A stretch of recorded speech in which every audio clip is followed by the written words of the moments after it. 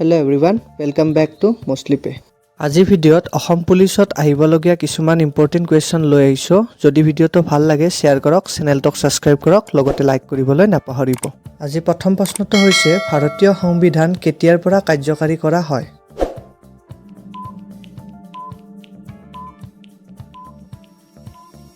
শুদ্ধ উত্তৰটো হৈছে অপশ্যন এ 1950 চনৰ 26 জানুৱাৰীৰ পৰা। প্ৰথম ভাৰতীয় সংবিধান সভা কেতিয়া অনুষ্ঠিত হয়?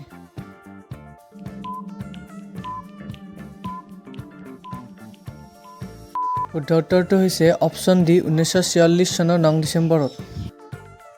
ভাৰতীয় সংবিধান সভাৰ কোন স্থায়ী সভাপতি নিৰ্বাচিত হৈছিল?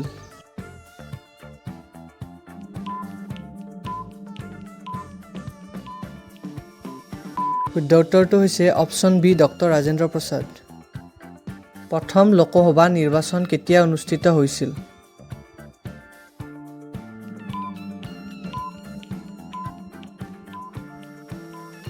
শুদ্ধ উত্তৰটো হৈছে অপশ্যন এ 1952 চনত। ৰাষ্ট্ৰপতি নিৰ্বাচিত প্ৰাৰ্থী হিচাপে কেইজন সদস্য লোকসভালৈ মনোনীত হ'ব পাৰে?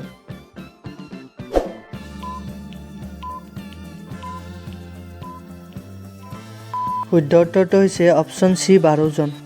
ভাৰতৰ উপ ৰাষ্ট্ৰপতি পদৰ প্ৰাৰ্থীজনৰ বয়স কিমান বছৰ হ'ব লাগে?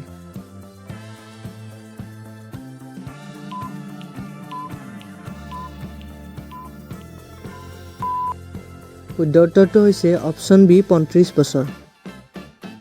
ভাৰতৰ উপ ৰাষ্ট্ৰপতিৰ কাৰ্যকাল কিমান বছৰ?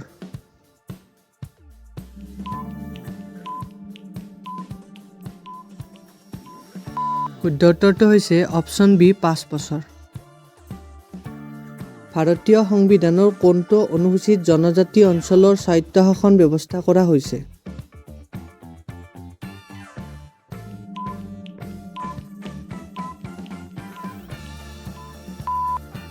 শুদ্ধ উত্তৰটো হৈছে অপশ্যন বি 5ম অনুসূচীত।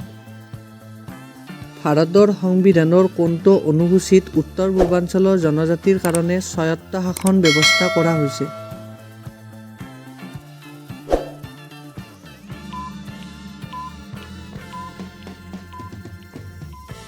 শুদ্ধ উত্তৰটো হৈছে অপশ্যন চি 6ষ্ঠ অনুসূচীত।